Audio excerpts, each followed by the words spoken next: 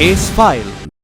2015 ஜனாதிபதி தேர்தலின் போது சதோச நிதியிலிருந்து 14,000 கரம் போட்கள் மற்றும் 11,000 தாம் போட்களை இறக்குமதி செய்து மஹிந்த ராஜபக்சவின் அரசியல் அலுவலகங்களுக்கு வழங்கியதன் மூலம் சுமார் 37 மில்லியன் ரூபாய் அரசாங்க நிதியை முறைகேடாக பயன்படுத்தியதாக கூறி முன்னாள் அமைச்சர்கள் மஹிந்தானந்த அலுத்கமகி, நளின் பெர்னாண்டோ மற்றும் முன்னாள் வெளிநாட்டு அமைச்சின் செயலாளர் நந்தா மல்லவராட்சி ஆகியோருக்கு எதிராக சட்டம் அதிபரால் தாக்கல் செய்யப்பட்ட வழக்கை பிப்ரவரி 5ஆம் தேதி விசாரணைக்கு எடுத்துக் கொள்ள கொழும்பு மேல் நீதிமன்றம் உத்தரவிட்டுள்ளது.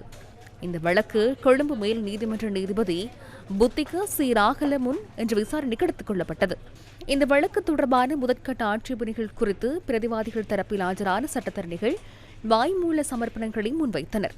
இந்த முதற்கட்ட ஆட்சேபனைகள் தொடர்பான எழுத்துப்பூர்வ ஆவணங்களை எதிர்காலத்தில் தாக்கல் செய்யுமாறு நீதிபதி குறித்த தரப்பினருக்கு உத்தரவிட்டார்.